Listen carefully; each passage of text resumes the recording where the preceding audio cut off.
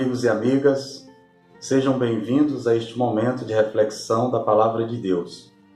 Hoje, dia 28 de abril, terça-feira da terceira semana do tempo da Páscoa, a liturgia da Palavra nos apresenta como primeira leitura Atos dos Apóstolos, capítulo 7, versículo 51 ao capítulo 8, versículo 1. A passagem relata o martírio de Estevão.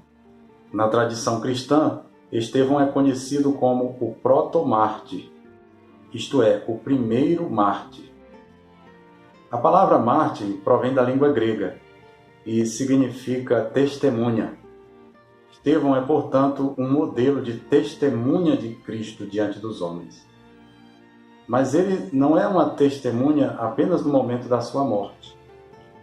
A sua vida foi um testemunho de Jesus. Atos dos Apóstolos, capítulo 6, diz que ele era um dos 7 homens escolhidos pela Igreja de Jerusalém para o serviço das mesas e que, assim como seus companheiros, era de boa fama, repleto do Espírito Santo e de sabedoria. O mesmo capítulo 6 diz ainda a respeito de Estevão em particular, que era cheio do Espírito Santo e de fé e que realizava grandes sinais na presença do povo. Diz também que as pessoas que acorriam a ele não conseguiam resistir ao Espírito com o qual ele falava e que até mesmo seus inimigos viam no seu rosto o rosto de um anjo, de uma criatura do céu. No relato de hoje da paixão de Estevão, os Atos dos Apóstolos nos fazem perceber a presença de Deus na vida daqueles que lhe são fiéis.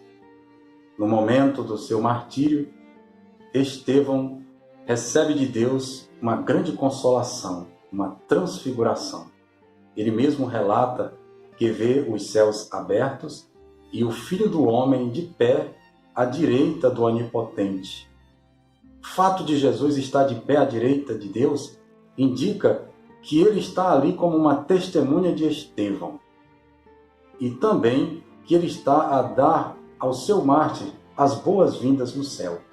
É assim que Cristo age em relação a nós. Ele não nos abandona nos nossos sofrimentos. Também não nos abandonará na hora da nossa morte. Aqui também vale a pena ressaltar que o martírio de Estevão tem elementos em comum com a paixão de Jesus. Como Jesus, Estevão ora a Deus pedindo o perdão para os seus adversários. Como Jesus, Estevão reza entregando o seu espírito. Esses são indicativos de que a morte do justo não é um fato isolado, desprovido de significado, mas que é algo que se une à paixão de Jesus.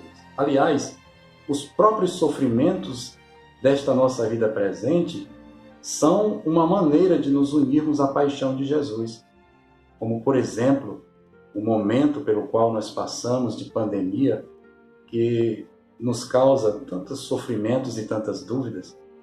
Unamos tudo isso à paixão de Jesus, para que cada evento, cada fato ganhe o seu significado mais profundo. Voltando ao relato do martírio de Estevão, é interessante notar que não se diz que Estevão morreu, diz-se que ele adormeceu. Isso não é mero eufemismo. É, sim, a esperança cristã que está aí, latente, a dizer que aquele que é justo, a morte não é um desaparecer, é um adormecer em Cristo, cujo ressurgir é o acordar-se. Aqui também vale a pena ressaltar a presença do apóstolo Paulo. Aqui ele ainda é chamado jovem Saulo. Ele está ali e concorda com o martírio de Estevão, devido ao seu grande zelo pela lei. Ele não sabe, mas o martírio de Estevão plantará no seu coração uma semente que no momento oportuno Deus fará brotar. Esta é a primeira vez em que Paulo apóstolo aparece na narrativa dos Atos. no momento em que o seu grande mártir, o proto-mártir, sai de cena, entra em cena aquele que será o grande apóstolo dos gentios. E assim então, nesta narrativa dos Atos dos Apóstolos, percebemos a providência de Deus, que não abandona aqueles que são seus. Quando os homens maquinam e pensam fazer suas próprias vontades e realizar seus próprios projetos mundanos, a providência de Deus está sempre tirando algo maior. Esse jovem Saulo é o exemplo disso. Ele será escol de Jesus para anunciar o evangelho também entre os pagãos e fazer com que aquele evangelho que estava sendo reprimido ali em Jerusalém ganhe os confins do mundo. Assim a providência de Deus mostra toda a sua força. Que nós confiemos sempre na graça de Deus e na sua providência. Um forte abraço a todos.